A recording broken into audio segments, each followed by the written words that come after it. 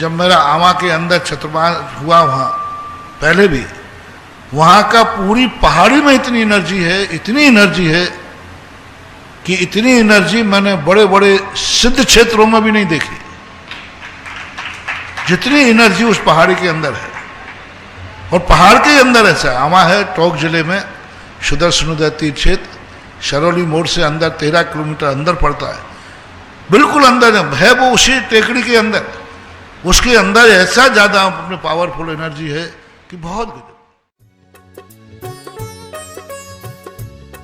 इस कार्यक्रम के पुण्यार्चक हैं डॉक्टर दिलीप, श्रीमती सुमन बोबरा, पुत्र एवं पुत्रवधू अरविंद, प्रवीणा बोबरा, पौत्र नियम निर्वाण, बेटी एवं दामाद सोनल अंकुर संगोई, दोहित्र अनिश केवल, अमेरिका निवासी। हाँ, जब तक नाम वैसे बहुत से आ चुके हैं। अपरानिक प्रक्षणा स्वाध्याय विलयाम श्री कायुश्वरम करो।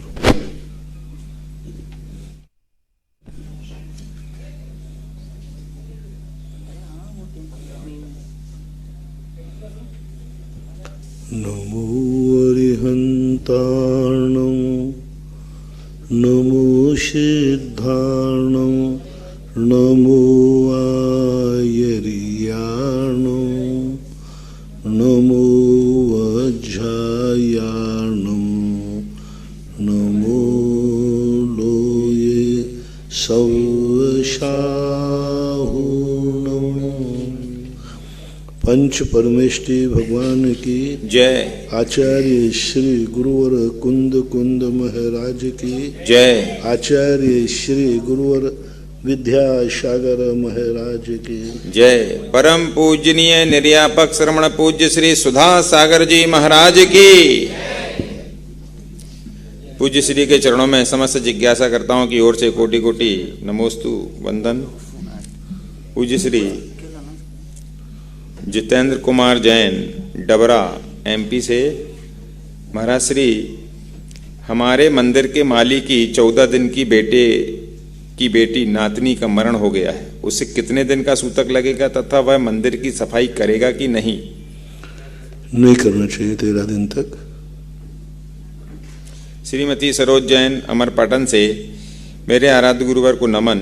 6वें माह के गर्भपात होने तक में जितने माह का है उतने दिन तक की सूतक होती है, किंतु 8वें या 9वें माह में बच्चा माँ के पेट में मरण ही हो जाए, परिवार और माँ को कितने दिन का सूतक लगेगा? परिवार को 1 दिन का लगेगा। माँ की यथा स्थिति देख करके क्या स्थिति बनती है वो डॉक्टर आदि से पूछ करके निर्णय ले सकते। राजू जैन अमरपाटन, मेरे आराध्य गुरु नमन। विजय आदि सर्वार्थ सिद्धि के देवों को छोड़कर द्विचरम शरीर कैसे घटित होता है? विजय आदि सर्वार्थ सिद्धि के देवों को छोड़कर द्विचरम शरीर कैसे घटित होगा? द्विचरमा जो अनुत्तर, जो शेष 4 अनुत्तर वाले देव होते हैं वे द्विचरम वाले होते हैं।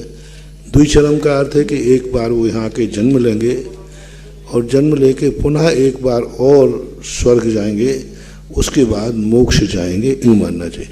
मनुष्य भव के 2 भव को, मनुष्य भव को ही चरम भव माना गया, तो एक मनुष्य भव लेंगे आकर के, फिर देव जाएंगे, फिर मनुष्य भव में मोक्ष ले जाएंगे, इसको द्विचरम बोलते हैं। दूसरा प्रश्न है कि परिग्रह, बाह्य परिग्रह का संग्रह मुख्यतः पुण्य का फल न होकर मूर्छा का फल है। जीव परिग्रह के संग्रह में क्यों लगा रहता है? मूर्छा को कम या समाप्त करने के लिए क्या करना चाहिए? परिग्रह का संग्रह मूर्छा का फल नहीं है, पुण्य का फल है। उसके प्रति जो मूर्छा भाव आता है वह परिग्रह की कोटि में आता है, क्योंकि जो संग्रह होगा वो नियम से पुण्य कर्म के उदय से ही होगा। पूज्यवर ज्ञान सागर ने प्रवचन सार की चारक चूलिका की टीका में स्पष्ट उल्लेख किया, कोई भी वस्तु यदि उपलब्ध होती है तो नियम से वह कोई ना कोई पुण्य कर्म के उदय से संचय होती है। अब उसके प्रति जो हमारी गृद्धता का भाव है वो मूर्छा के अंतर्गत आता है, संग्रह नहीं। निर्मल जैन अशोकनगर, नमोस्तु गुरुवर। सिद्ध भगवान में भव्यत्व भाव नहीं होता और जीवत्व भाव होता है, तो इसे हम जीवत्व क्यों कैसे समझें? जीवत्व का अर्थ होता है चेतना। जो जीना का जो जी रहे हैं वो 10 प्राणों वाला नहीं। इसलिए सिद्धांत ग्रंथों में सिद्धा न जीवा, क्योंकि सिद्धांत ग्रंथ में वही जीव है जो 10 प्राणों के साथ जी रहा था, जिएगा और जी रहा है। और वे 10 प्राण सिद्धों में होते हैं, इसलिए सिद्धांत कहते हैं सिद्धा न जीवा, सिद्ध जीव नहीं है, मार्गणा स्थान से बाहर है। लेकिन जो उनका जीवत्व परिणाम जो है, वो जीवत्व परिणाम तो चेतना रूप में वहाँ विद्यमान रहता है, सदा रहता है। डॉक्टर मंजुला जैन छत्तीसगढ़ रायपुर से, नमोस्तु महाराज। महाराज श्री 24 तीर्थंकर की प्राचीन प्रतिमाएं जो प्राप्त होती हैं और आज जिनका निर्माण हो रहा है, उन प्रतिमाओं के चेहरे किस आधार पर बनाए जाते हैं? एक ही तीर्थंकर की प्रतिमा जी के चेहरे अलग अलग क्यों बन रहे हैं? उन सब में उनका वास्तविक चेहरा कौन सा है? शास्त्रीय प्रमाण के अनुसार तो सभी मूर्तियों के एक समान ही चेहरे होते हैं, क्योंकि साक्षात जीवित तीर्थंकर का शरीर अलग अलग होता है, लेकिन स्थापना निक्षेप में एक निश्चित प्रमाण दिया गया है। अकृत्रिम चैत्यालय में सभी मूर्तियां एक समान ही होती हैं। इसी प्रकार एक समान नाना प्रकार के चेहरे, ये शिल्पियों की विशेषता है। शिल्पी अपनी कला के माध्यम से रहता है, लेकिन नाप तो एक समान ही होता है।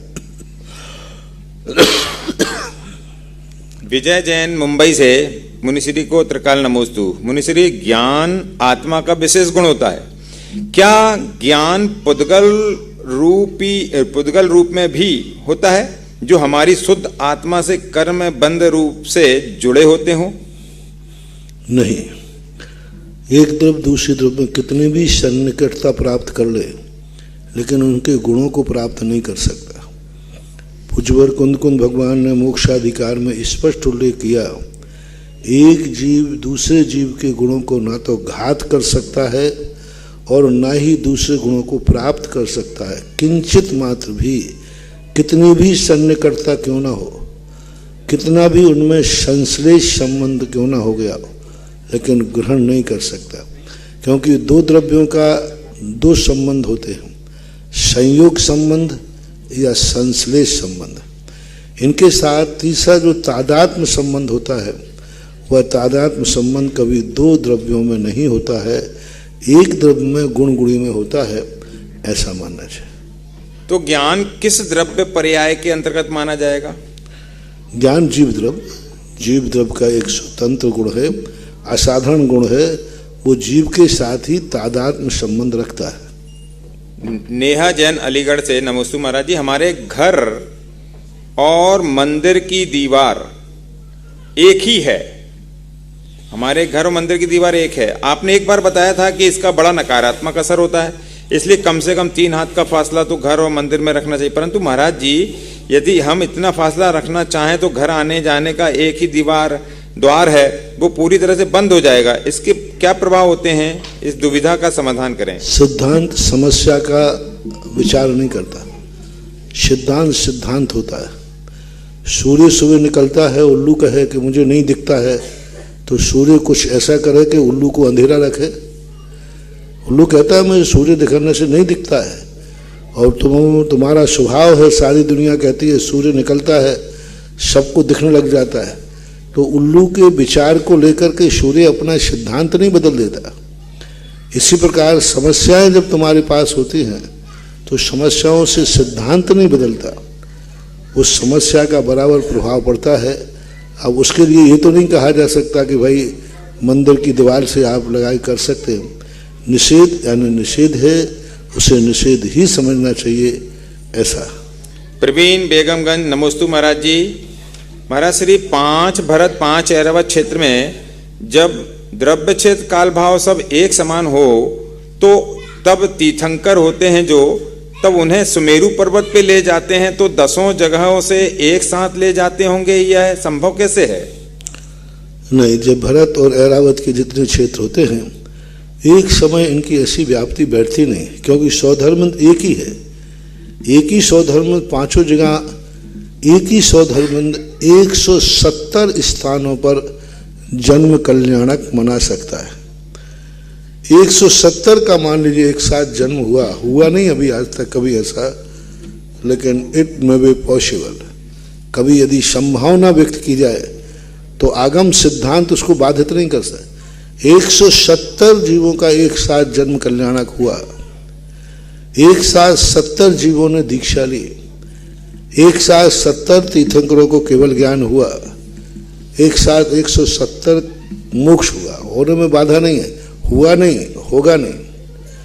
इसे संभावना सत्य कहते हैं। पर अजितनाथ भगवान के काल में थे 170। संभावना सत्य कहते हैं क्योंकि संभावना सत्य का अर्थ होता है स्वधर्म इंद्र को पूरे जम्मू द्वीप को उठाकर फेंकने की शक्ति है। होगा नहीं, हुआ नहीं, लेकिन संभावना सत्य तो है ही।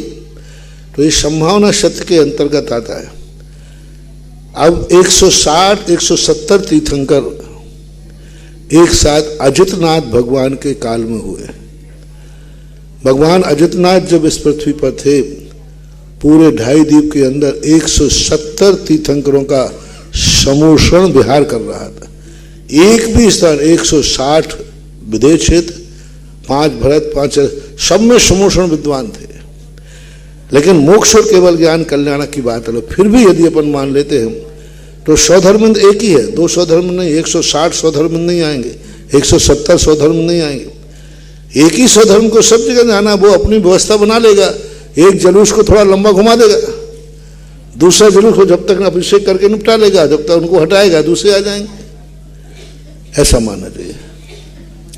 अंकी जैन रायपुर से पूज्य गुरुदेव के चरणों में नमोस्तु। पूज्य श्री स्वप्न में लगातार गुरुदेव आचार्य श्री विद्यासागर जी महाराज का आना, इस स्वप्न का क्या फल हो सकता है? अच्छा फल है, गुरु का दर्शन ठीक होता है। रिजुता जैन सहडोल, नमोस्तु महाराज जी। हमारे प्रियजन कभी हमें द्रव्य के, चांदी के फूल, पुष्प आदि चढ़ाने के लिए देते हैं, उसमें कोई दोष तो नहीं है? नहीं है। वंशिका जैन, सरस्वती कॉलोनी, कोटा, नमोस्तु महाराज जी। आगम के अनुसार जितने भी तीर्थंकर हुए हैं वे सभी क्षत्रिय कुल में ही जन्मे हैं, तो हम उनके अनुयायी श्रावक क्षत्रिय न होकर वैश्य क्यों कहलाते हैं? पहले कुल ही एक ही था, और यूं मानो कि क्षत्रिय कुल ही एक भोग भूमि के समय होता है। अब एक कुल होने से उसका नामकरण नहीं होता। नामकरण पूज्यवर जिनसेन स्वामी ने महापुराण में लिखा कि ऋषभदेव तीर्थंकर ने ये 3 कुलों की, वर्णों की स्थापना हुई। उस समय धर्म सब एक ही था, अनायतन नहीं थी, 363 मत नहीं थे, एक ही धर्म था, एक ही विचार थे, एक ही आचार थे। ये वर्ण जो कर्म के आधार पर किए गए थे, और कर्म के आधार पर व्यवस्थाएं करना कोई बड़ी चीज नहीं थी। धर्म सबका एक ही था। धीरे धीरे करके ये जातियां धर्म में विभाजित हुई, और आज धर्म जाति के ऊपर आधा, फलानी जाति का यह धर्म है, फलानी जाति का यह धर्म है। तो इस कारण से ये जातियां बढ़ते बढ़ते धीरे धीरे राज परंपरा, राजकुल परंपरा अन्यायियों के हाथ में पहुंचती गई, और न्यायी जो सत्यवान थे वे राजनीति से दूर हटते गए। आजीविका का साधन क्षत्रियों ने व्यापार अपना लिया, और व्यापार जब अपना लेते हैं तो वणिक की कोटि में आ जाते हैं, क्योंकि जितनी भी वर्तमान में जैन जातियां हैं सब किसी न किसी राजा से जुड़ी हुई है। प्रायः सभी, बहुत सारी जातियों के इतिहास हमने पढ़े, सब कहीं ना कहीं से किसी राजा से जुड़े हुए हैं। किसी राजा की संतान से इनकी उत्पत्ति हुई, शुरुआत हुई, और वहां से इनका मूल वंश। लेकिन जब इसके बहुत विस्तार में जाते हैं तो बहुत सारी जातियां, जैसे 9वीं शताब्दी के अंदर खंडेला के अंदर जो खंडेलवाल जाति की उत्पत्ति हुई, राजा खंडेल से ही मतलब नहीं था, वो तो खंडेल राजा था, लेकिन वहां गांव गांव से अलग, छाहड़ गांव के जितने लोग थे उनको सबको छावड़ा कह दिया, पाटन गांव के जितने थे पाटल कह दिया, कासल गांव के कासलीवाल कह दिया। तो ये गांव के हिसाब से गोत्रों की संख्या, जो खंडेला राज्य के अंदर जितने गांव थे, तहसीलें थी, उनके आधार पर, गांव के आधार पर ही गोत्रों का विभाजन हुआ। तो ये गंगाल हैं, पाटनी हैं, छावड़ा हैं आदि, ये कोई गोत्र नहीं है, ये गांव वाले थे, बाले बाले हट करके बाल हो गया। तो ये जो लगने लगे, ये सब इतिहास को जब पढ़ते हैं तब हो गया। आज उसको ये गोत्र मान रहे। गोत्र ये नहीं होते, गोत्र अलग होते हैं जिनका ज्योतिष से संबंध रखता है। आज जो वर्तमान में है ये कहीं ना कहीं से टाइटल हुआ है। बघेरा गांव था ये, कहीं पर बघेरा से आए सो बघेरवाल हो गए। अब बताओ, पूरे गांव से, पूरे गांव के सारे लोग बघेरवाल हो गए क्योंकि बघेरा से आए थे। जैसलमेर से आए थे तो जयसवाल हो गए। तो ये सारी की सारी जातियां कोई गांव से, कोई कहीं ना कहीं से हुई हैं। ये वंश नहीं है, गोत्र नहीं है। ओरिजिनल वंश यदि पूछा जाए तो सभी जैनियों का क्षत्रिय वंश ही है। अब आज वर्तमान में क्षत्रिय वंश जनेतर के रूप में गिना जाता है। आज वर्तमान में डिवाइडेड हुआ क्षत्रिय यानी जैनेतर, जैन नहीं। तो ये काल दोष है। राजेंद्र जैन मेरठ से नमोस्तु महाराज। महाराज श्री, ये स्वमुख और प्रमुख निर्जरा का आशय क्या है? जब कोई कर्म का उदय आता है और उसको उस रूप कर्म के उदय की स्थिति नहीं बनती तो प्रमुख में हो जाता है। जैसे कोई बड़ी नदी है, छोटी नदी आती है तो उस बड़ी नदी में मिलकर के सम्मिलित हो जाती है, आगे जाकर वो एक ही नदी के नाम से जानी जाती है। तो कर्मों का भी ऐसा होता है। अपने मुख से उदय ने जैसा उनका उदय है, प्रकृति है, वैसे ही उदय में आ जाते हैं। दूसरा प्रश्न है कि महाराज श्री, क्या श्रावक 12 साल की संलेखना ले सकता है? यदि ले सकता है तो उसकी पात्रता क्या होनी चाहिए और किस समय लेनी चाहिए? आगम में ऐसा कोई श्रावक के लिए उल्लेख नहीं किया गया 12 साल की संलेखना का। 12 साल की संलेखना का साधुओं के लिए उल्लेख किया गया है कि वो 12 साल पहले से अपनी समाधि का स्थान, समाधि की तैयारी शुरू करें। लेकिन जभी संभव है जब 12 साल की संलेखना में उनके जीवन का अंत पता चला हो। कई महाराज लोगों ने 12 साल की संलेखना ली और 20-20, 25-25 साल जिए। 12 साल की संलेखना, 12 साल निकल गए, उसके बाद भी 10-12 साल जिंदा रहे। तो बहुत सारी स्थितियाँ। और यदि कई लोगों ने हट भी की है तो उनको मरण करने के लिए जिद्द की, मेरा 12वां साल है, मैं तो मरूंगा। अरे भाई, तुम हट्टे कट्टे हो, सब बढ़िया चल रहा है, ठीक है, लेकिन अब संकल्प ले लिया था। तो 1-2 आरिकाओं ने ऐसा भी किया है जिनकी स्थिति अच्छी थी, बहुत बढ़िया थी, कोई उनमें बाधा नहीं थी, चर्या सब कुछ थी, लेकिन 12वां साल शुरू हो गया, अन्न जल का त्याग करके समाधि ली। ये उचित नहीं है। भगवती आराधनाकार ने स्पष्ट उल्लेख किया कि मरण का जब अंत निश्चित हो जाए तब संलेखना रहना चाहिए। तत्वार सूत्र में भी आया, मरणांत की जोशिता है, यानी मरण का अंत निश्चित करो पहले। आप मरण का अंत निश्चित है कि नहीं यह विचार करना चाहिए तब उसके लिए। और या फिर संयम का घात हो रहा हो तो संयम की रक्षा के लिए भी असमय में भी समाधि लेने का उल्लेख है। असमय में भी संयम का पालन नहीं हो रहा है और आगे यदि हम संयम को छोड़ करके जीवित हो भी जाएंगे तो पुनः संयम के लायक नहीं रहेंगे। यदि हम समाधि लेकर संयम छोड़ करके स्वस्थ होकर के पुनः संयम ले सकते हैं तो मरने की अपेक्षा संयम छोड़ देना चाहिए, जैसे शमंत्र भद्र महाराज ने, क्योंकि वो ठीक होने के बाद पुनः संयम ग्रहण किया। लेकिन ये निश्चित हो कि हम संयम छोड़ देंगे, लेकिन संयम के बाद फिर हम संयम के लायक नहीं रह पाएंगे और स्थिति बहुत विकट हो सकती है। तो फिर आकस्मिक अकाल में भी समाधि लेने का उल्लेख पूज्यवर शिव कोटि महाराज ने किया है। विनीता निर्मल अशोक नगर से नमोस्तु गुरुदेव। मुनिश्री, मंदिर जी में पहले सभी 3 परिक्रमा लगाते हैं, अब बड़ी संख्या के में लोग एक ही परिक्रमा लगा के रह जाते हैं। तो महाराज श्री, हम लोग को कितनी परिक्रमा लगाना चाहिए? परिक्रमा के संबंध में कोई जैनागम में विशेष इसकी महिमा को मंडित नहीं किया गया। परिक्रमा का उल्लेख बराबर मिला है। शौधरबिंद जब अयोध्या में आता है तो अयोध्या की 3 परिक्रमा लगाता है। मेरू पर्वत पर जब ले जाते हैं भगवान को तो उस समय भी ऐरावत मेरू की 3 प्रदक्षिणा लगाता है। तो प्रदक्षिणाओं का उल्लेख तो मिला, लेकिन प्रदक्षिणाओं का लॉजिक क्या है, क्या सिद्धांत है, इसके संबंध में कोई सैद्धांतिक वचन नहीं मिला। भावनात्मक वचन लिखा कि हम 3 लोक में सबसे बड़ा महान और शक्तिमान आपको मानता हूँ, इसलिए आप त्रिलोकीनाथ हैं। कई लोग ये कहते हैं कि 3 सीमाओं का अर्थ है हमारा आपके अलावा और कोई भी शरण नहीं है। ऐसे अनेक अनेक प्रकार के चिंतन लोगों ने व्यक्त किए हैं, लेकिन कोई सिद्धांत अलग से कोई प्रतिपादित नहीं हुआ। राजीव जैन अमरपाटन से आज मेरे गुरुवर को नमन। अंतर मुहूर्त के समय का उपयोग 2 जगह पढ़ने में आया, एक ध्यान के लिए, दूसरा नरक जीवों के भावलेशा अंतर मुहूर्त में बदलती रहती है। इसके अलावा और कहीं भी अंतर मुहूर्त का उपयोग होता है क्या? नहीं, बहुत होता है अंतर मुहूर्त। जनागम जगन निश्चित सभी कर्मों की अंतर मुहूर्त है, अपर्याप्त दशा की अंतर मुहूर्त है। तो अंतर मुहूर्त तो बहुत स्थानों पे आया है, कई स्थानों पे आता है। महेंद्र जैन पत्रकार इंदौर से, नमोस्तु गुरुवर। ठीक है, एक और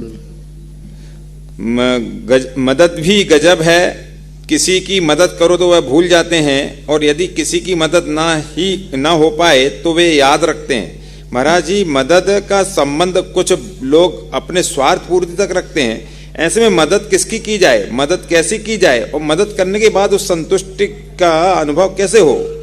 इसका आपको खुद निर्णय करना चाहिए। आपकी जब परिस्थिति आ जाए तो आप कब मदद की अपेक्षा करते हैं। आपके जीवन में जब कुछ कोई तकलीफ आ जाती है तो आप कब मदद की अपेक्षा करेंगे? जब आपको मदद की अपेक्षा का महसूस हो तब सामने वाले की मदद करना चाहिए। अपने ऊपर निर्णय रखो, कब तुम चाहते हो, किस समय तुम चाहते हो कि इस समय कोई मुझे मदद करे, किस समय परिणाम तुम्हारे होते कि इस समय कोई मदद करे। जब अपनी बारी आती है तब यही सोचते हैं कि 24 घंटा व्यक्ति हमारे लिए मदद करता रहे। जब दूसरे की मदद की बात आती है तो हम सोचते हैं कि शायद इसका स्वार्थ ना हो। तो तुम भी सोचिए कि बिना स्वार्थ के कौन मदद लेता है और कौन मदद देता है। मदद को देने की अपनी शक्ति है, और सामने वाले की मदद वस्तुतः चाहिए है तो मदद देना चाहिए, विचारना चाहिए। बोलिए जगत पूज निर्यापक श्रवण मुनि पुंगव श्री सुधा सागर जी महाराज जी की, मुनि संघ की। पूज गुरुदेव के माध्यम से हजारों भक्त निरंतर अपनी जिज्ञासाओं का समाधान पाते हैं, और आज जिनवाणी चैनल, सुधा कलश चैनल और यहां उपस्थित सभी भक्तों की ओर से पूज गुरुदेव के चरणों में त्रिवार नमोस्तु निवेदन करते हैं। गुरुवर, आज की जिज्ञासा समाधान हम सभी लोग प्रारंभ करते हैं। अभी बहुत प्रसन्नता की बात है कि पूरे देश में विद्वानों का सबसे श्रेष्ठ संस्थान सांगानेर संस्थान का स्नातक सम्मेलन चल रहा है, और पूज्य गुरुदेव में ऐसा चुंबकीय आकर्षण है कि साल भर स्नातक कहीं रहे, लेकिन जब 2 दिन की संगोष्ठी होती है तो आज ये हॉल भी खाली पड़ गया। इतने स्नातक पूज्य गुरुदेव के दर्शनार्थ यहां पर पधारे और संगोष्ठी में आकर उपस्थित रहे।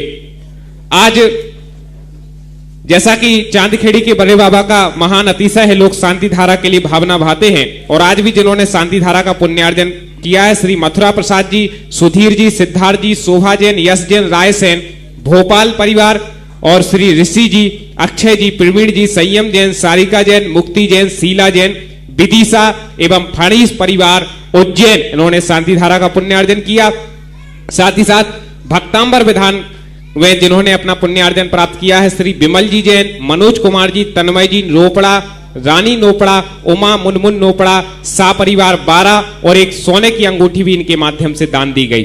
मैं सर्वप्रथम जिज्ञासा के लिए ऐसे व्यक्तित्व को आमंत्रित करता हूं जो सांगानेर के वृक्ष लगाने में जड़ रूप से जुड़े रहे, हमारे सांगानेर के निर्देशक जी डॉक्टर शीतल चंद जी। पूज्य मुनिश्री के चरणों में त्रिवार नमोस्तु करता हुआ, पूज्य मुनिश्री पूज्य गणेश साथ जी वर्णी ने अपने जीवन परिचय में लिखा है कि मैं जब सो रहा था तो स्वप्न में मुझे चप्पलें ही दिखी। कोई चप्पलें बना रहा है और कोई बेच रहा है, तो ऐसा क्या परिणाम था? तो उन्होंने अपने प्रवचन में, प्रतिदिन प्रवचन करते थे, तो उन्होंने जब ये बात कही श्रावकों से, श्रोताओं से कि आज मुझे स्वप्न में चप्पलें दिखी, तो एक माता जी बैठी थी, तो उन्होंने कहा कि बरनी जी, आपको स्वप्न में चप्पलें इसलिए दिखी कि कल जिनके यहाँ पर आपका आहार हुआ था वो चप्पलों की दुकान करता है। इसका मतलब ये हुआ कि जो चप्पलों की दुकान करे अथवा रिश्वतखोरी का पैसा लेवे, कोई लेवे और मुनिराजों के लिए चौका लगाए, तो क्या मुनिराजों की विशुद्धि में कुछ अंतर पड़ सकता है? बहुत बड़ा। हमारे जैनागम में वर्तमान युग में ऐसी कई कथाएं। ये तो चप्पल की बात हुई। एक महामुनिराज थे, वहाँ एक सेठ के यहाँ पड़गान हुआ। वो सोने के बर्तनों में हार दे रहे थे और धीरे से महाराज ने एक सोने का बर्तन उठा करके कमंडल में डाल लिया और वो लेके आ गए। वहाँ खोज हुई। दूसरे दिन जब महाराज शौच के लिए गए तो उनका सारा जो मल था सब निकल गया। तो उनको होश आया, मैंने क्या किया। तो ये शौच के स्थान से सीधे श्रावक के घर पहुंचे। बेटा मैंने ये आपका ये सोने का। तो बोले महाराज पहली बात आपने लिया क्यों? लिया तो लौटाने क्यों आए? तो उन्होंने कहा बेटा ये बता दे तूने कल कौन सा भोजन कराया था? तो वो भोजन उसका चोरी के माल का था। उसने चोरी का द्रव्य खरीदा था और चोरी के माल से चोर से माल खरीदा और उसी धन से उसने जो अनाज आदि आया, उस कारण से कथा आगम में आती। वैष्णव दर्शन में महाभारत के अंदर जब वो भीष्म पितामह सरसैया पर लेटे हुए थे तो बहुत उपदेश दे रहे थे, तो द्रौपदी जोर से हंस पड़ी। तो भीष्म पितामह ने समझ लिया कि द्रौपदी की हंसी है। तो बोले बेटी आप क्यों हंसी? बोले नहीं तो ऐसे कुछ नहीं, मेरे ऐसी हंसी आई, मैं तो वैसे ही बाचाल हूँ। नहीं, द्रौपदी की हंसी निरर्थक नहीं हो सकती। तो उन्होंने कहा मुझे इसलिए हंसी आई, आज जो न्याय का उपदेश दे रहे हो, आप भी तो सभा में बैठे थे जब मेरा चीरहरण हुआ था। तब भीष्मपिता कहते आपका हंसना ठीक है। उस समय में कुरुवंश का दुर्योधन का अन्न खा रहा था, वही खून मेरी नसों में था। इन बाणों के माध्यम से वो खून निकल गया है, इसलिए मैं विशुद्ध हूं। तो ये दो उदाहरणों से पता चलता है कि अन्न का प्रभाव परिणामों पर पड़ता है। जिज्ञासा के लिए श्री जितेंद्र जी झलोन और इसके पश्चात जिज्ञासा के लिए तैयार रहेंगे डॉक्टर पुलक जी गोयल, जबलपुर। महाराज श्री जी के चरणों में बारंबार नमोस्तु। महाराज श्री जी पहले राजा खारबेल आदि ने बड़े बड़े शिलालेख लिखाए। श्रवण बेलगोल में भी बड़े बड़े शिलालेख हैं। तो महाराज श्री जी आज के समय में यदि जितना आचार्य ज्ञान सागर महाराज का योगदान है, पूज्य गुरुदेव का योगदान है, यदि ऐसा कार्य हम लोग कहीं शिलालेख पर्वतों आदि पर लिखाएं तो इससे क्या धर्म प्रभावना में कोई निमित्त बनेगा? क्यों नहीं बनता, बनना चाहिए। मैंने तो आचार्य ज्ञान सागर महाराज के आचार्य के इतना शिलालेख लिखवा दिए कि हर मूर्ति पर लिखा है कि ज्ञान सागर महाराज ने कितने महाकाव्य लिखे, परिचय में लिखवा दिया। तो शिलालेखों का प्रभाव पड़ता है। सर्वार सिद्धि युवा विद्युत संगोष्ठी और श्रमण संस्कृति स्नातक परिषद का अधिवेशन जो कि परम पूज्य मुनि पुंगव श्री सुधा सागर जी महाराज के सानिध्य में हुआ, जिसमें आज 350 से ज्यादा स्नातक भाइयों ने सहभागिता निभा करके इस कार्यक्रम को बहुत ही सफल बनाया है। और इस कार्यक्रम को सफल बनाने में जिनका परम आशीर्वाद रहता है, परम पूज्य संत शिरोमणि आचार्य गुरु विद्यासागर जी महाराज के परम प्रभावक शिष्य निर्यापक श्रमण मुनि पुंगव श्री सुधा सागर जी महाराज, इनके सानिध्य में यह कार्यक्रम हुआ है और हम सब लोग इनके ऋणी तो हैं ही।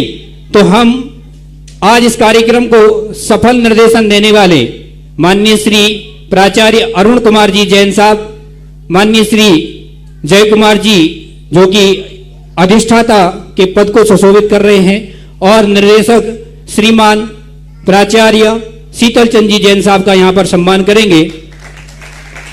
मैं बता दूं कि राह बताई जो आपने उसका कभी प्रतिकार ना होगा, जीवन अर्पण कर देंगे हम। ये हम सब मिलकर के स्नातक हाथ जोड़ें और गुरु जी के प्रति कर रहे हैं, महाराज श्री के प्रति कर रहे हैं कि राह बताई जो आपने उसका कभी प्रतिकार ना होगा, जीवन अर्पण कर देंगे हम जब कोई उपहार ना होगा। गुरुवर, हम लोगों के पास में यदि कोई उपहार नहीं होगा तो हमारा जीवन तो आपके लिए समर्पित है। आइए श्री मैं देखिए अरुण कुमार जी जैन साहब, आपको बुलाने की विधि होना चाहिए। देखिए आज एक इन महाशक्तियों को दोपहर में सम्मान होने वाला था, मैंने रोका था ना, क्योंकि ये वो महाशक्तियां तीनों लोग आ जाए। अब मैं बुला रहा हूं। आप जो सारे भारतवर्ष में जो 10 लाख क्षण पर्व में प्रवचन सुनते हैं, जो ऐसे छोटे छोटे बालक आज पंडित के रूप में जाते हैं, ये मात्र मेरे आशीर्वाद से नहीं बनते। मेरा आशीर्वाद तो भावनात्मक होता है और वचनात्मक होता है। ये तीन विभूतियां पहले बेनारा जी थे, अब बेनारा जी के स्थान पर रतनलाल जी, शीतल जी तो पुराने थे ही, और अरुण जी, ये है हमारे संस्थान के ब्रह्मा विष्णु महेश। ये तीन विभूतियां हैं जो आज इस संस्थान को पूरा का पूरा कार्य रूप देते हैं, और कार्य रूप करने के बाद आपको पका हुआ माल देते हैं। विद्यार्थी सब पढ़ाते हैं, सब पढ़ाने वाले टीचर्स हैं, लेकिन जब तक कोई महाशक्ति राष्ट्रपति कुछ करता नहीं है, लेकिन राष्ट्रपति के बिना देश अनाथ माना जाता है। राष्ट्रपति का मतलब ये नहीं है कि वह क्या कर रहा है, राष्ट्रपति का मतलब है कि वो देश सनाथ है। दुनिया में एक ही पद ऐसा है जिस पद के बिना देश एक मिनट को भी खाली नहीं रहता। यदि मृत्यु भी होती है तो जब नया राष्ट्रपति घोषित करते हैं तब उसको घोषणा की जाती है। तो ये तीनों पद, निदेशक, अधिष्ठाता और प्राचार्य, ये तीनों पद ऐसे हैं संस्थान के। वर्क सब कर रहे हैं, टीचर कर रहे हैं, कमेटी कर रही है, सब कुछ कर रहे हैं, लेकिन ये उनका पद वो है जो देश में राष्ट्रपति का पद होता है, वो पद इनका है। और ये लोग वस्तुतः भावनात्मक रूप से तीनों, जय कुमार जी ने भी पहले बहुत सेवाएं की, लेकिन सामाजिक सेवा के रूप में अभी पहली बार संस्थान से जुड़े। शीतल जी तो जड़ हैं इसकी शुरुआत में। यदि जयपुर में शीतल जी नहीं होते तो शायद मैं संस्थान खोलने का विचार भी नहीं कर सकता था। कम से कम एक छोटा सा पौधा था, उस पौधे को विस्तृत किया, और आज ये सब लोग, इन तीनों, मैंने तीनों को स्टेज पर इसलिए ला रहा हूँ, सारे भारत के लोग देख लें कि संस्थान इनके। और अब कोई भी जो बेनारा जी से आप अपेक्षाएं करते थे, रुके जय कुमार पे रुके, मैंने ऐसे स्टेज पर नहीं बुलाया, अभी बहुत काम है। जितना नहीं, फोटोग्राफ नहीं, रुको बीच में डिस्टर्ब मत करो, मुझे बोलने दो। जितना परेशान आप बेनारा जी करते थे, उतना ही परेशान आप डॉक्टर जय कुमार को करिए। और जैसे बेनारा जी बेचारे इतने अस्वस्थ होने के बाद भी आप लोग उनको श्वास नहीं लेने देते थे। जैसे ही फ्री होते थे, महाराष्ट्र में शिविर, गुजरात में शिविर, दुनिया में शिविर लगाते थे। इसलिए बेनारा जी भले चले गए, लेकिन उनकी पोस्ट नहीं गई। आप लोग इनको इतना परेशान करो कि ये घर में बैठ ही नहीं पाए, जैसे छुट्टी मिले। और तीनों लोगों के लिए आप लोग जितना उपयोग कर सकें करें, क्योंकि ओल्ड इन गोल्ड वाली बात होती है, जितना उपयोग कर सकें करें। इन तीनों के लिए मेरा बहुत आशीर्वाद जरूर मिलेगा। इन तीनों ने हम सभी स्नातकों के लिए बहुत ही आशीर्वाद दिया है और निर्देश दिया है। और महाराज श्री ने अभी कहा था कि ये तीनों हमारे संस्थान के ब्रह्मा, विष्णु और महेश हैं। और गुरुदेव इस संस्थान के ब्रह्मा, विष्णु, महेश, तीनों जन हमारे गुरुदेव हैं, लेकिन परम ब्रह्म हैं पूज्य निर्यापक श्रवण मुनि पुंगव श्री सुधा सागर जी महाराज, जिन्होंने इस संस्थान के लिए प्रेरणा दी। अगली जिज्ञासा के लिए मैं डॉक्टर पुलक जी गोयल को आमंत्रित करता हूं। इसके बाद संगोष्ठी के संयोजक महोदय तैयार रहेंगे। पूज्य मुनीश्री के चरणों में बारंबार नमोस्तु। पूज्य मुनीश्री, आपके आशीर्वाद एवं प्रेरणा से प्राकृत भाषा एवं प्राकृत जनागम के ग्रंथों का YouTube पर बहुत अच्छे तरीके से, नए तरीके से स्वाध्याय हो रहा है। एक एक शब्द को समझने का पुरुषार्थ हो रहा है। अभी तत्वसार ग्रंथ का अध्ययन पूर्ण हुआ, और इस ग्रंथ का अध्ययन करने के बाद पहला तो मुझे ये महसूस हो रहा है कि समय सार का सार तत्वसार ग्रंथ में प्राप्त हुआ। कुछ जिज्ञासाएं जो सामने आ रही हैं, जो बार बार चिंतन के लिए प्रेरित करती हैं, उनको मैं आपके सामने प्रकट कर रहा हूँ। पूज्य मुनीश्री, ग्रंथों में हम पढ़ते हैं कि सिद्धों का स्वरूप कैसा है। इसके बाद हम ये भी पढ़ते हैं कि आत्मा का स्वरूप कैसा है। तीसरी चीज एक सामने आती है कि जैसे सिद्ध वैसा मैं, जिसको कि वहां पर सोहम के रूप में चर्चा की गई है। तो मुनीश्री, मेरा यहाँ पर जिज्ञासा ये उत्पन्न हो रही है कि सोहम की चर्चा हमारे जैन ग्रंथों में क्यों आई है, और सोहम की चर्चा हमारे जैन ग्रंथ में क्यों आई है, और ध्यान के प्रसंग के अतिरिक्त क्या कहीं और सोहम की चर्चा आई है? जहां सिद्धों की बात आती है तो सिद्ध एक पर्याय है, आत्मा की एक बात आती है तो आत्मा एक जीव का स्वरूप है। सिद्ध हमारा स्वरूप नहीं होता, शुद्ध हमारा स्वरूप होता है। सिद्ध एक पर्याय है और आत्मा पर्याय रूप नहीं है। आत्मा एक द्रव्य की वह अमूल्य शक्ति है जिस शक्ति के आधार पर द्रव्य की अस्तित्व कायम रहता है। इसलिए सिद्धों के समान जब हमसे कहा जाता है तो पर्याय दृष्टि से कहा जाता है, क्योंकि हम अभी संसार पर्याय में हैं, मनुष्य पर्याय में हैं। मेरी वह पर्याय सिद्धों के समान निकले। और सोहम शब्द की अभी हमने 2 दिन व्याख्या की थी, प्रवचन दिए थे। हर चीज में सोहम लगाओ, त्रिकाली स्वभाव है सोहम। जब हमें किसी से घृणा हो तो हमें लगाना जो सोहम कल में ऐसा था। जब मुझे भावी पर्याय के प्रति आकर्षित है सोहम मैं ऐसा होऊंगा। तो सोहम का विस्तार इतना विस्तृत है क्योंकि सोहम के पहले कुछ कहा नहीं। सर्वनाम कब लगता है? जब पहले नाम हो। इसमें तो नाम ही नहीं है और सर्वनाम लगा दिया। तो सोहम शब्द इतना व्यापक शब्द है कि ध्यान के लिए जब वस्तु आती है तो आप किसका ध्यान करना चाहते हैं? सोहम, उसको उपादान में ढालो। और जुज्स अवस्था में जिसको देखना चाहते हो सोहम, चींटी को देखते ही सोहम। भूत प्रज्ञापन नई परीक्षा, मैं ही तो चींटी हूं। भूत प्रज्ञापन नई, मैं ही तो चींटी हूं। और जैसे इस भगवान की मूर्ति के सामने कहा सोहम, भावी प्रज्ञापन नहीं, मैं ही तो भगवान हूं। तो सोहम के लिए पर्याय से, द्रव्य से, गुण से कहीं भी लगा सकते हो, क्योंकि वह वर्तमान में किसी चीज को देखते हैं तो मैं तो हूं ही। वहां सो लगाने के दिन अहम। जब वर्तमान में व्यक्ति जाता है तो अहम की भूमिका आती है, और अतीत और अनागत के प्रति जब दृष्टि जाती है तो सोहम की स्थिति आती है। सोहम पर प्रत्यय को, निमित्त को, पर प्रत्यय को अपने में डालना है। जैसे अभी मैंने चींटी का उदाहरण दिया, चींटी प्रज्ञापन नए जैसे आएगा, चींटी मैं ही तो हूं। भूत कल था ही तो लगा हुआ है, आज वो है, कल मैं था। इस प्रकार सोहम की बहुत बड़ी व्याख्या 2 दिन प्रवचन पूरे सोहम के ऊपर ही दिए थे। और ध्यान के सूत्रों में सोहम शब्द का प्रयोग पूज्यवर शुभचंद आचार्य महाराज ने नहीं किया। शुभचंद आचार्य महाराज ने सोहम शब्द का प्रयोग नहीं किया। भावनाओं ग्रंथों में सोहम शब्द का प्रयोग आया, ध्यान के स्थान पर सोहम शब्द का प्रयोग नहीं आया। पूज्यवर शुभचंद आचार्य महाराज का मानना है कि सोहम नहीं, अरहम, हम, बीजाक्षर लो। वह क्या है? वो तो ध्यान लग ही नहीं सकता, पर प्रत्यय रूप है। पूज्यवर नैमिष शुभचंद महाराज कहते हैं कि सोहम तो पर प्रत्यय रूप है। और स्वामी शुभचंद आचार्य महाराज कहते हैं अरहंतों का ध्यान नहीं, अरहंत स्वरूप का ध्यान। तुम खुद अरहंत का ध्यान करो। उन्होंने जब पदस्थ, रूपस्थ, रूपातीत ध्यान के संबंध में गए तो उन्होंने सिद्धों का ध्यान नहीं कराया, स्वयं सिद्ध बना दिया। सिद्धों का ध्यान नहीं कराया कि तुम सिद्ध ऐसे होते हैं, निराकार होते हैं, ऐसा करो। उन्होंने कहा तुम खुद सिद्ध बनो, हमारा शरीर समाप्त हो गया, हमारे कर्म समाप्त हो गए, हमारा सब कुछ समाप्त हो गया, तुम स्वयं सिद्ध बनो। शुभचंद महाराज का कहना है जिसका तुम ध्यान करना चाहते हो तद्रूप हो जाओ, इसलिए उन्होंने सोहम शब्द को गौण किया।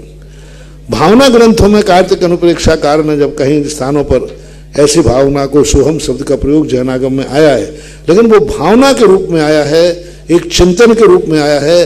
ध्यान के रूप में जैनागम सोहम शब्द का प्रयोग नहीं करते।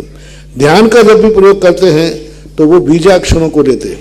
अब जहां पर हमें ध्यान में बैठने की भूमिका करना है, भगवान का हमें ध्यान करना है, सोहम सोहम सोहम सोहम, धीरे धीरे करके सा को हटा देंगे, अहम को खड़ू शुद्ध हो, ऐसा करके। पूज्य मुनिश्री, एक और जिज्ञासा है। जब भी हम ग्रंथों में स्वाध्याय करते हैं तो पाप कर्म की निर्जरा करनी है, ऐसा बार बार आता है।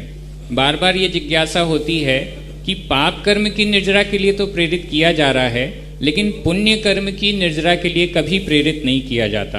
तो यहाँ प्रश्न ये उपस्थित होता है कि क्या तप आदि या कोई भी जो हम धार्मिक क्रिया, मोक्ष मार्ग इत्यादि है, ये पुण्य कर्म की निर्जरा करता ही नहीं है, या हमें पुण्य कर्म की निर्जरा करनी ही नहीं है?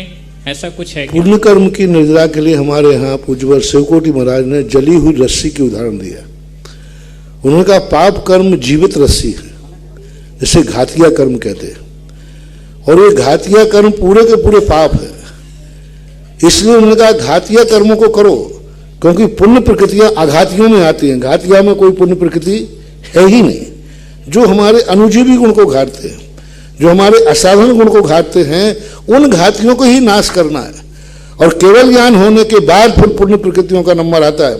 2-3 प्रकृतियां हैं कर्मन की 63 प्रकृति नाथ, एक त्रस्पर्याय, एक 2 और 2-3 प्रक्रिया है उद्योत, त्रस्ने उद्योत आदि, ऐसे 2 प्रकृतियां पड़ती हैं पुण्य प्रकृतियां।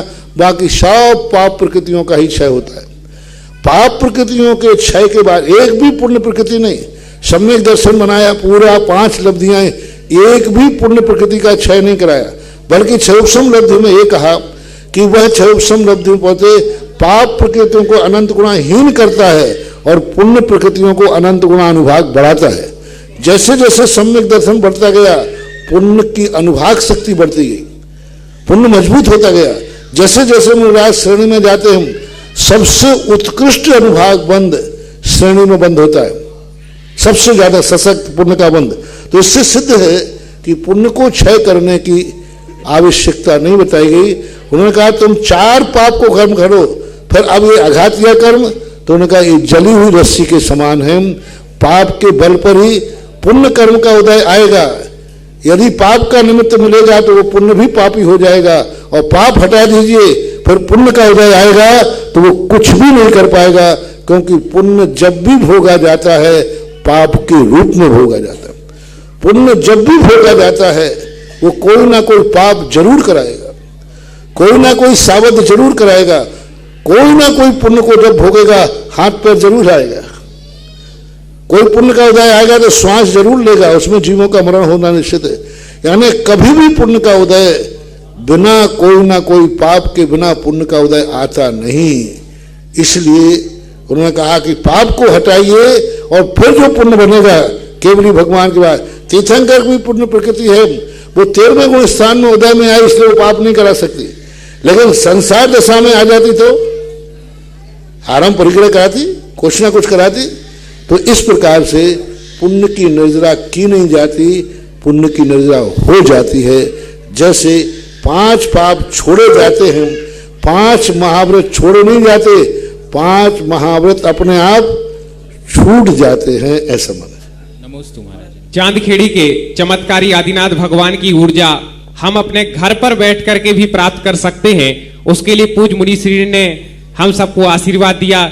हिरीम बीजाक्षर शिलाओं के विराजमान करने के लिए उसी का सौभाग्य प्राप्त किया श्री राकेश जी, हर्षित अर्पित चांदवाड़ परिवार 5 शिला के लिए, श्री कैलाश चंद जी, जगदीश जी जैन रामगंज मंडी 5 शिला, सभी 5 शिला के नाम क्रम से बोल रहे हैं। श्री अतुल कुमार जी जैन, निशा जी जैन शिमला गाजियाबाद, और श्री कमलाबाई जी, विनोद कुमार जी, ममता, विपुल, भावना, मैत्री, संदेश, मेघा, श्री रविंद्र जी, राजीव जी, आशा जी, आकांक्षा जी, आसिया जी पाटनी, और तनसुखराई, लता, हितेश, शिल्पा, कबीस परिवार भीलवाड़ा 5 शिलाएं इन सभी ने विराजमान की है। और भी जिनके भाव हो मात्र 21,000 रुपए की राशि है, और आप अपने परिवार के माध्यम से भी 5 शिलाएं इस महान जो गर्भालय विराजमान हो रहा बन रहा है उसमें अपना सहयोग दे सकते हैं। मैं अगली जिज्ञासा के लिए आमंत्रित करता हूं। पर कभी कभी लोग कहते हैं भावना से ही सब काम नहीं होता।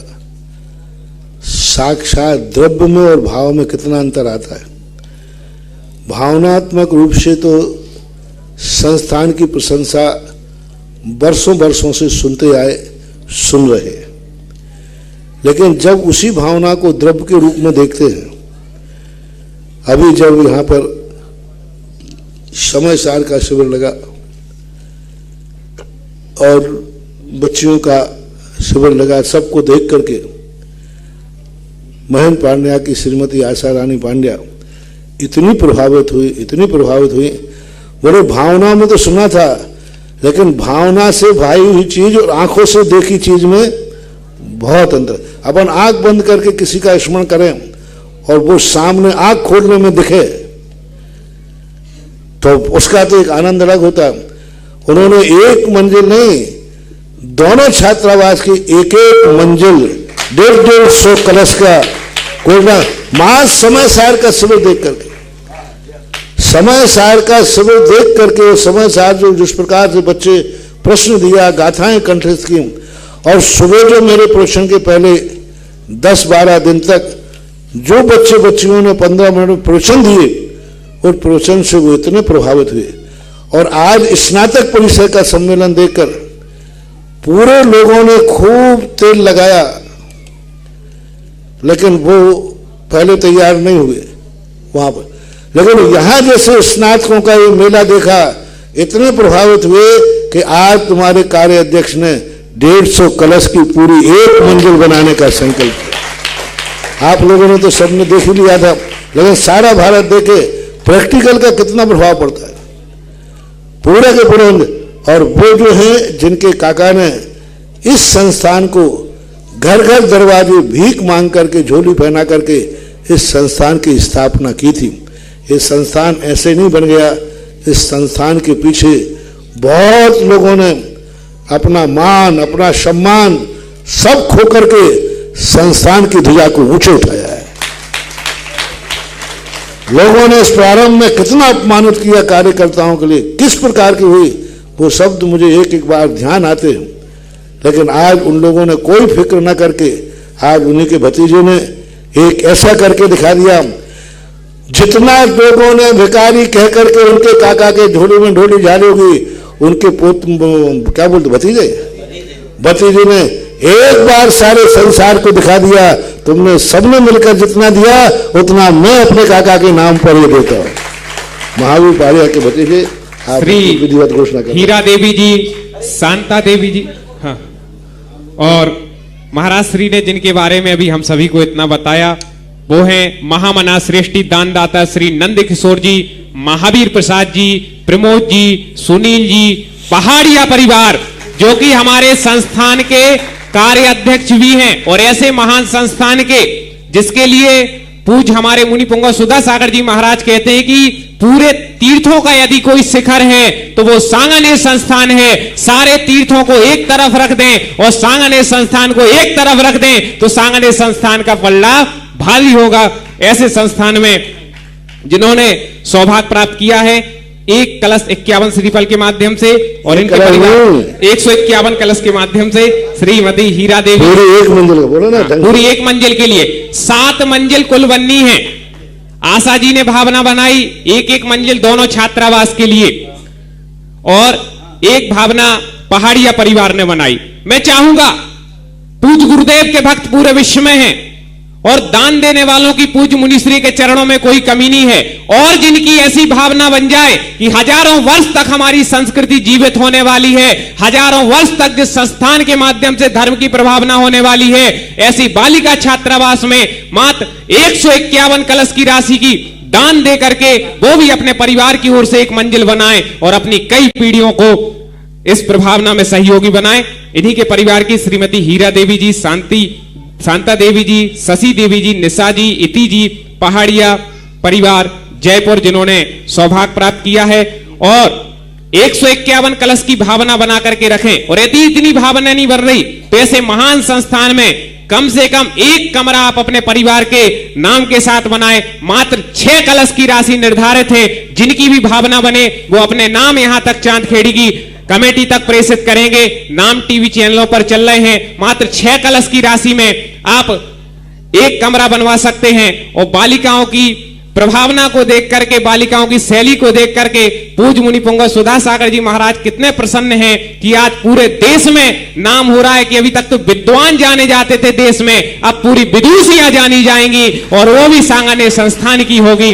तो एक बालिका को यदि आप गोद लेना चाहें 1 वर्ष के लिए तो 1 लाख रुपए की है, और 7 वर्ष के लिए उनको पढ़ाना चाहे तो 7 लाख रुपए, 5 वर्ष के लिए पढ़ाना चाहे तो 5 लाख रुपए, जैसी आपकी सामर्थ्य हो। हम तो कहते हैं ऐसे शुभ काम में थोड़ी सामर्थ्य बढ़ा करके भी अवश्य दान दें और इस महान पुण्य के ज्ञान के यज्ञ में अपना कुछ सहयोग अवश्य करें।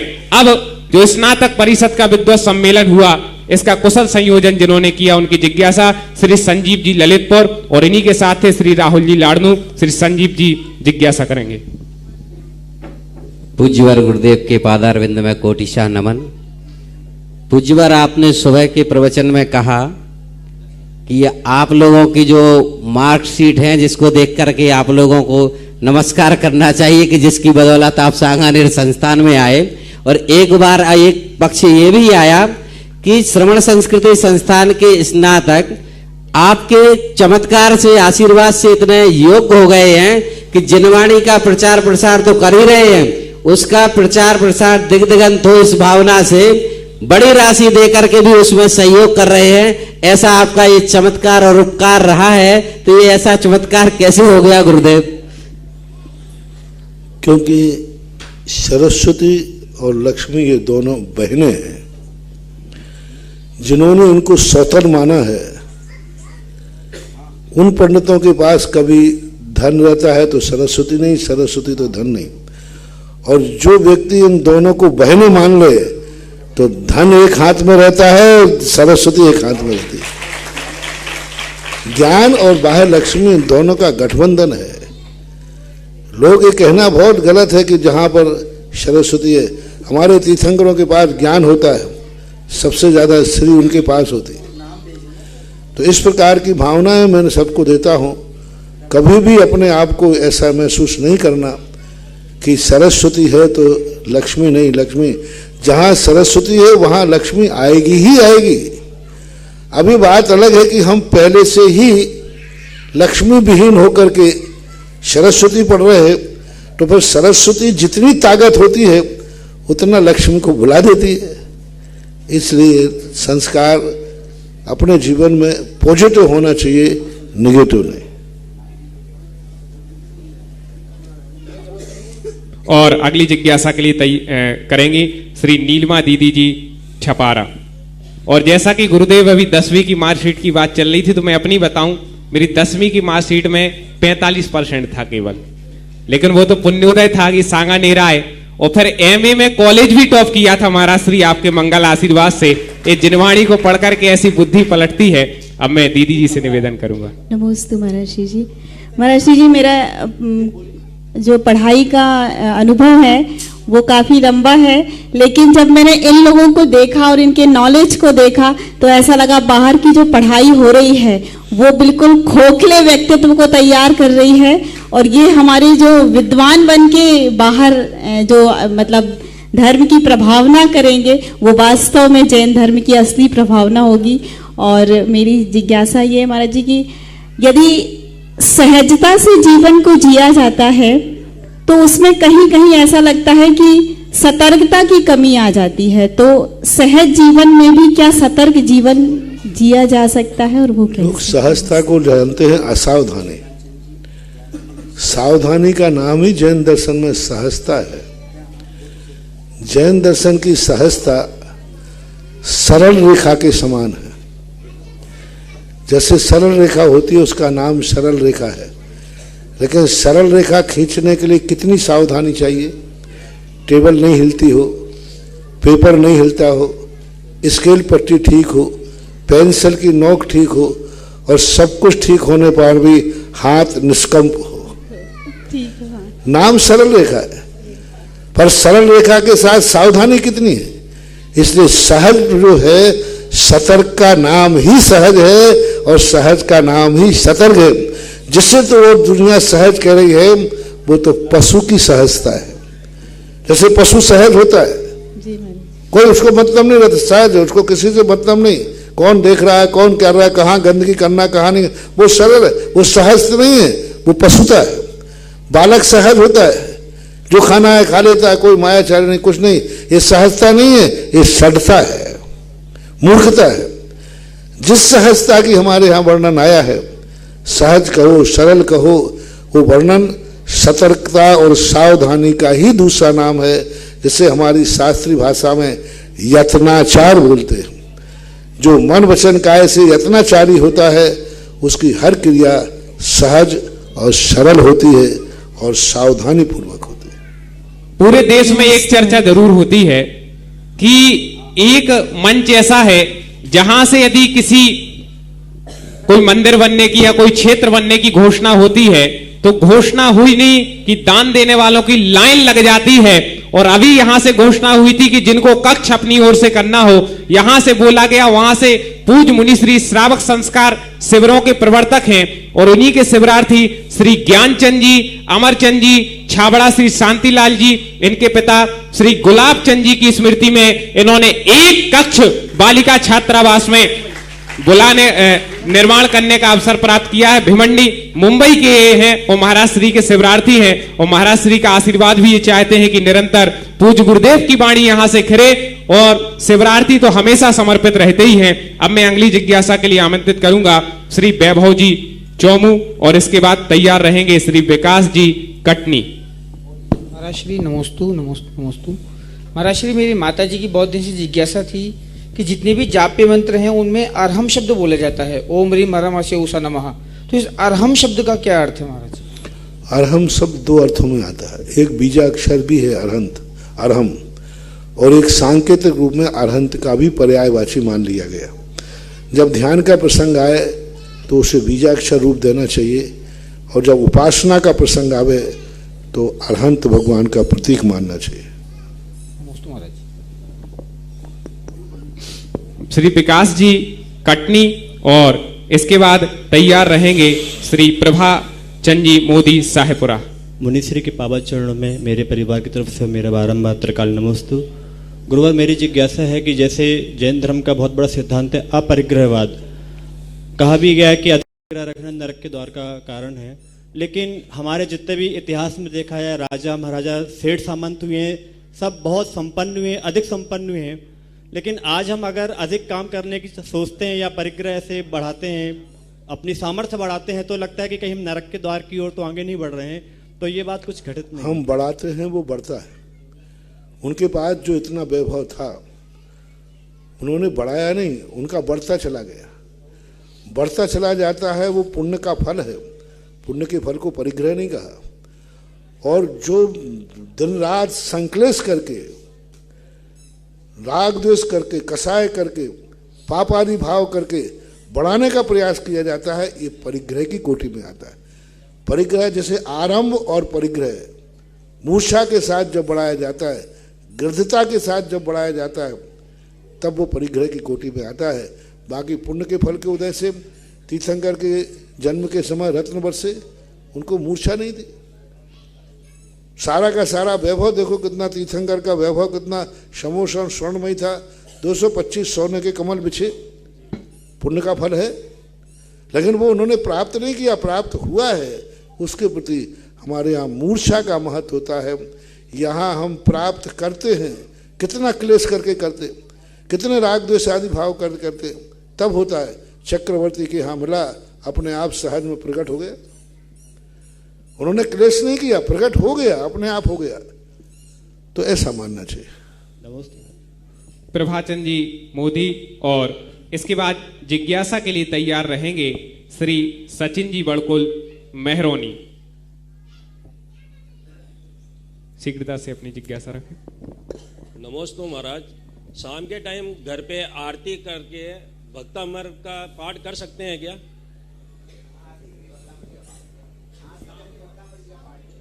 कर सकते। नमोस्तु। और श्री सचिन जी, इसके बाद तैयार रहेंगे श्री अरुण जी जबलपुर। नमोस्तु महाराज। महाराज जी, जो तीर्थंकर प्रकृति का बंध होता है वो तीनों प्रकार के सम्यक दर्शन से हो सकता है क्या? प्रथमोपसम से भी तीर्थंकर प्रकृति का जो बंध होता है वो प्रथमोपसम से भी हो सकता है क्या? नहीं, प्रथमोपसम समय तीर्थंकर प्रकृति का बंध विकल्पात्मक क्षयोपसम और छायक सम्यक दर्शन के साथ हो सकता है।